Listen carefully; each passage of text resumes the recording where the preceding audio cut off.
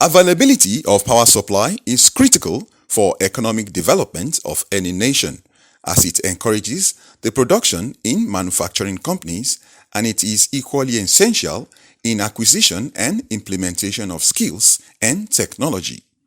It encourages the establishment centers for acquisition of skills, many factories, small, medium, and large-scale firms and industries where skills can be acquired and provision made for technological advancement.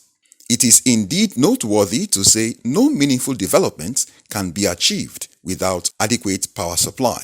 Nigeria, despite abundant in hydro, large oil and gas reserves, and readily available sun as source to generate power from, the nation is still grappling with drop in megawatts in the national grid. With the incessant epileptic power supply in the nation, often attributed to low water volume at Kanji Dam, what are the other sources of power supply Nigeria can leverage on? There are so many other sources that Nigeria as a country can leverage on. For instance, we have coal, although a bit unfriendly for the environment, but it's an option that has been used before and is even being considered again, because currently the war in Russia and Ukraine has caused a shortage of gas supply. There are other options like biomass. People like to call it biofuel. This energy can be generated using waste products from plants, from households, industries. We have nuclear power supply, technologically sensitive a bit for a country like Nigeria, but South Africa is currently using nuclear power supply as well. There's also gas, and Nigeria has one of the largest storage of gas supply in the world. It's a venture it's something we should look into. It's something that can help with power supply. But the cleanest of all, most efficient of all, is still the sun.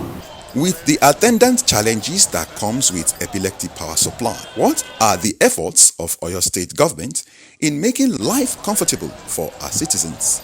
As an administration, we're trying to do our best within the bounds of the law to ensure that the quality and the livelihoods of the residents of the state are better. We appeal for patience to allow us to do the things that we're doing. We're not looking only at today, but we're looking at the medium and the long-term future of the state. He created this ministry to ensure that we have some level of energy security in the state.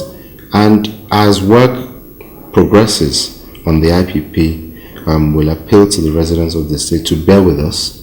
There will be a lot of infrastructure works that's going on, but the state will be better for it afterwards. A respondent shared more insight on efforts to make light available for business and personal use.